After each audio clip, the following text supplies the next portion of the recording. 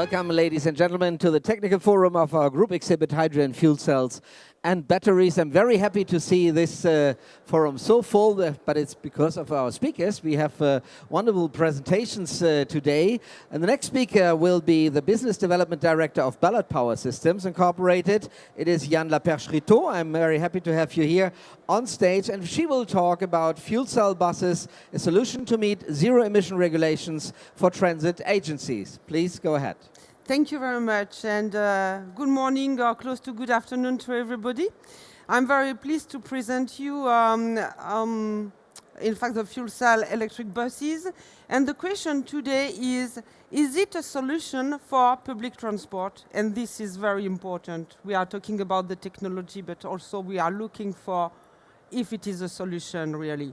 So, in fact, I will start to talk about what is a summary for Europe today. Today, most European nations have adopted regulations to procure zero-emission transit buses from 2020. Electric drive bus demand is expected to grow by several folds today. Fuel cell buses are an innovative solution to zero-emission buses and energy efficiency. And today we have 90 fuel cell transit buses in operation globally. The fuel cell and hydrogen joint undertaking 2016 call for 32 million euros will fund more than 100 fuel cell buses. So we are Ballard. We are Ballard. As you know, Ballard is recognized global leader in clean energy proton exchange membrane fuel cell products and services. We design, manufacture, distribute, and support worldwide. Ballard, it's 37 years of experience, 21 years listed on NASDAQ, 450 employees, 2,000 patents and applications, 250 megawatt of fuel cell product shipped, 2.4 million MEAs manufacturers, 3,000 stationary systems delivered worldwide, 9 million kilometers in revenue service by fuel cell buses, and a contract signed with Volkswagen and Audi for $90 million. We are offering products in the market, so Ballard's mission is to meet the power needs of customers through delivery of high-value, clean energy products that reduce customer cost and risk. Ballard products portfolio includes a fuel cell stack, modules, and complete solution for transportation, portable for military, and also includes material handling and backup power application. So why are we talking about fuel cell buses? It's because air quality today is a worldwide health issue. The existing urban infrastructure cannot support such an increase in vehicles on the road. Transport creates emission of greenhouse gases. Smoke presents serious public health concerns. And the World Organization estimated in 2014 that 7 million premature deaths are attributable to air pollution, and a significant share is the result of urban transit. Transportation is responsible for almost 30% of greenhouse gases emission in the US, 25% for Europe, of which 2/3 from road transport. So, the European Union is introducing new pieces today of legislation to tackle transport challenges. And this is really great. So, which are the drivers for the cleaner public transport? The combination of increased public awareness, increased regulation and incentives is creating a favorable environment for zero-emission public transit. The European Union is pursuing an emission reduction agenda as well as measures to preserve local air quality and to reduce harmful noise levels in public transport. So I have a list, of course, sorry, I think I push it too bit. I have a list, of course, of all the incentive and all directives. I'm not going to go through that because it will take too much time. But, well, it is important to understand that worldwide there are directives and a push from the public, from the regulation and the incentive to help this industry to move forward. The good point is that several cities have already committed to emission reduction programs. Cities who have made commitment towards non-fossil fuel powertrains: Brussels, Oslo, Hamburg, Stockholm, Paris. So from 2015, some are dedicated to have eco-friendly buses and eco-friendly transportation by 2020 and by 2025. And a recent poll revealed that more than half of London's residents want to ban diesel buses from the city centre. In addition to buses, survey participants want to see a ban on other diesel-powered transportation. So this is a good sign. But there is a challenge, and many cities and bus operators are struggling with the currently conflicting objective of shifting a zero-emission public transport while keeping operational flexibility and maintaining service levels. They have different options. And through the zero-emission bus, calling ZEB technologies. So the first one, hydrogen fuel cell buses. They have a long driving range. They are flexible in their route and use filling station, mostly in depots, comparable to conventional buses. Trolley buses can move freely without the network of overhead lines and are well proven in operation, but require substantial investment in infrastructure, so overhead network. Opportunity buses, they are electric buses that aim to minimize the weight of the battery by recharging en route at passenger stopping points. They are promising in terms of projected cost and require a network of recharging points. Then we have the overnight e-buses. They are also electric buses. They carry the weight of battery required to drive the entire route without recharging. They are flexible in their route, but over the next 10 years are not expecting to meet average daily range requirements, nor carry a sufficient number of passengers due to the weight of the batteries. So we have a real fuel cell bus value proposition, and this is the message of today. That politically there is a push for reduction of emissions in public transport.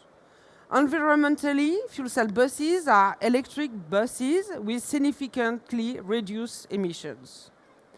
Economically, fuel cell buses reduce external costs of public transportation. We are talking about noise, air pollution, climate change, energy production, and public health costs. And finally, operationally, fuel cell buses are the most flexible zero-emission option. They offer highest operational flexibility and productivity with no infrastructure along the road and operates in extreme temperature. So again, why fuel cell buses? So it's the best productivity and operational flexibility compared to other zero-emission concepts. Fuel cell buses use power from a fuel cell stack and a battery and run on hydrogen, which can be stored and refueled at bus depots. In terms of cost, it is expected that fuel cell buses compare similarly with other zero-emission powertrains in the long run. However, they are superior in terms of operational performance, with a range of 300 to 450 kilometers, refueling times below 10 minutes, and no infrastructure requirements on the route. Fuel cell buses can operate like conventional buses, while offering all the above mentioned advantage of electric buses. So what is a fuel cell bus? It's simply a battery electric bus with additional zero-emission engine using fuel cells to power electric drive motors. Here on the picture you see all the different components, but the bus structure and the other non-electric components are the same as the components of conventional buses.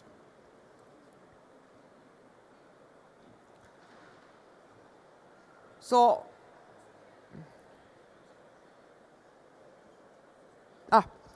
coming. Now we have to talk about, of course, about the hydrogen value chain, because without hydrogen, our buses will never run. So hydrogen can be produced from various sources, and the main sources today are steam methane reforming and water electrolysis.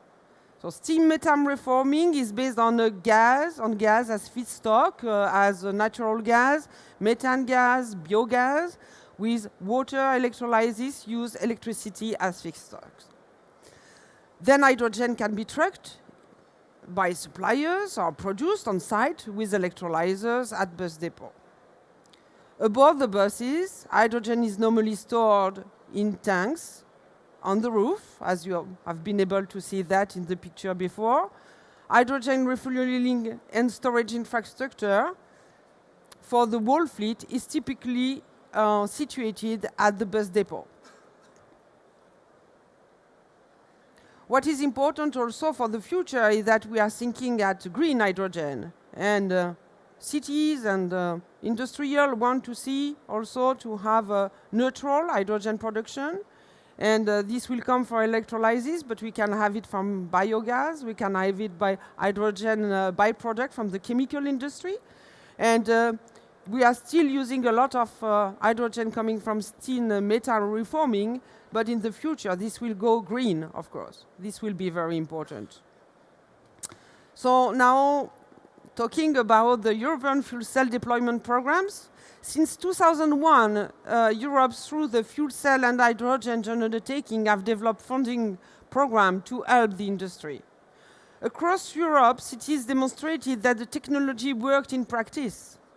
Several completed ongoing projects such as the CUTE program, so the Clean Urban Transport for Europe, the iFleet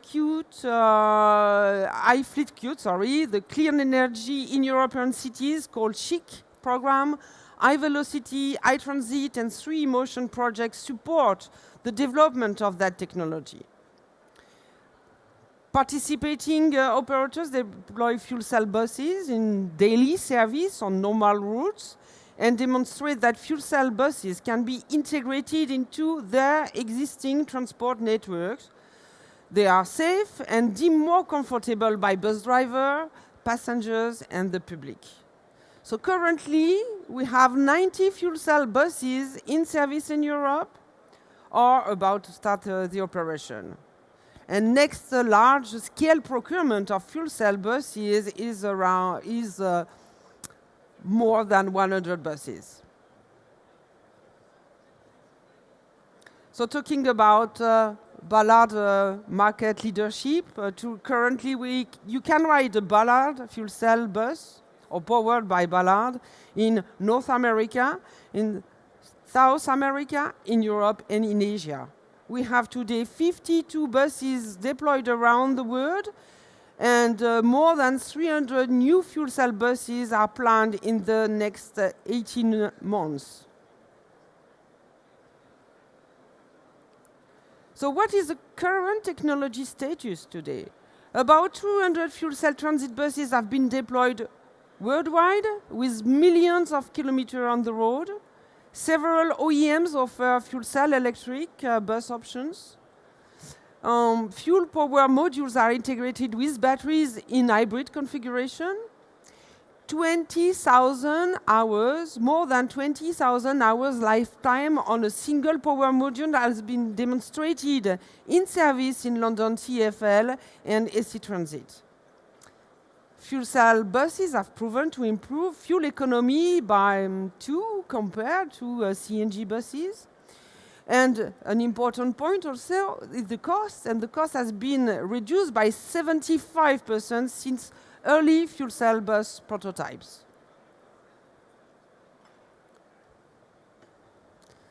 So regarding Ballard leadership, so over 7 generations of heavy-duty product development, Ballard has partners over 10 bus manufacturers, integrated 4 different drive systems, power more than 100 fuel cell buses in 20 cities, cover 9 million kilometers, 12 countries, created 6 global service centers to ensure fleet availability, achieved 20,000 operations of London on single fuel cell stack, and today we have 85% share of the fuel cell bus market. So this is a very good point. Quickly, I will go through the range of products of Ballard, so called FCvelocity motive modules. Product line, the power requirement is between 30 and 200 kilowatts. So we have the modules 30 kilowatts, 60, 85, 100, and 200 for battery, hybrid range extender, a complete line of buses, and also for application for rail and marine. So you can see there, which is important to see, is that we started in 2004, just before, with 4,000 hours demonstrated in London. Then we went to 10,000 hours of lifetime. We have reached today 20,000 hours of lifetime with, of course, cost reduction, and we are projecting 25,000 hours for the next years. So the trends, very quickly the trends. This is very good to see all the directive, regulation, incentive, the need of the public, the need of the city to reduce their cost emission. So this will help the global industry to move forward, because there is a strong demand from China for fuel cell buses. 300 transit buses have been deployed since the early 90s. With this number will double in the next 18 months. And in Europe, we will have more than 100 buses on the road by 2018. Fuel cell technology is also extending to marine and to rail application, and fuel cell vehicles are hitting the road today. I thank you very much for your attention. If you want to have more information, please come to our booth, D62. Sorry, I'm doing your job. Well, thank you very much. Thank you very much, Madame Laperche-Riteau. You're not only doing my job, you're pleasure. doing your job very well. Just stay for a second, sure. because Of course. there might be some question to you. Yeah. Are there any question from the audience? So just raise your hand. I'll come with the microphone directly to you if you have a question right now. For me, oh yes, there's the first one. Come to you.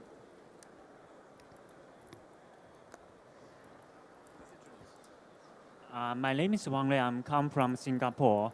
I want to ask you a question about the safety of the buses. I don't know what pressure inside the hydrogen tank, and is there any We are using 350 bars. Yeah, do you have undergoing any safety testings? Because we know that hydrogen, especially high pressure ones, is explosive, especially for public transportations. Thank you for that question. Did you do Yes, any tests? sorry? Did you do any tests with the buses? Well, we are a fuel cell module manufacturer, which are integrated into a bus. So we are not doing the test of the bus today, but yes, tests are done. And if you know the automotive industry, they are working with 750 bars, so it's much more than the buses. The tanks are on the roof of the bus, so And as you know, hydrogen is going very fast, is very light, is a lighter element in the world. So there is no issue to have, well, according to the storage package, there is no issue on that. I can tell the automotive industry is testing very well. You know, Of course. they tested all these kind of containers at 350 bar, and as you said, also at 700 bar.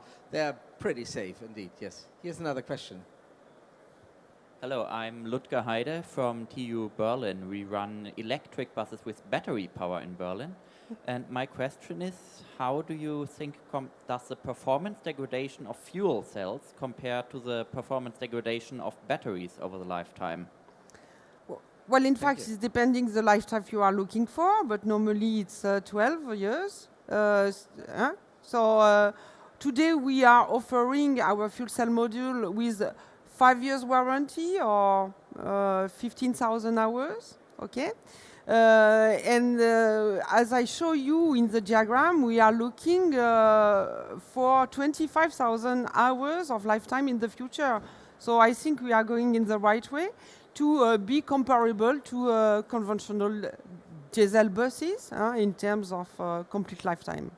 And how much degradation do you allow to your systems in the buses? How much degradation do you allow after, let's say, 5,000 hours running? How much percentage degradation? No, there is no... no degradation at all? No, we are giving, when we are selling the module, 15,000 hours. So on 5,000 hours, there is no degradation at all. We have reached up to 20,000 hours in London at TfL without changing anything on the stack. So.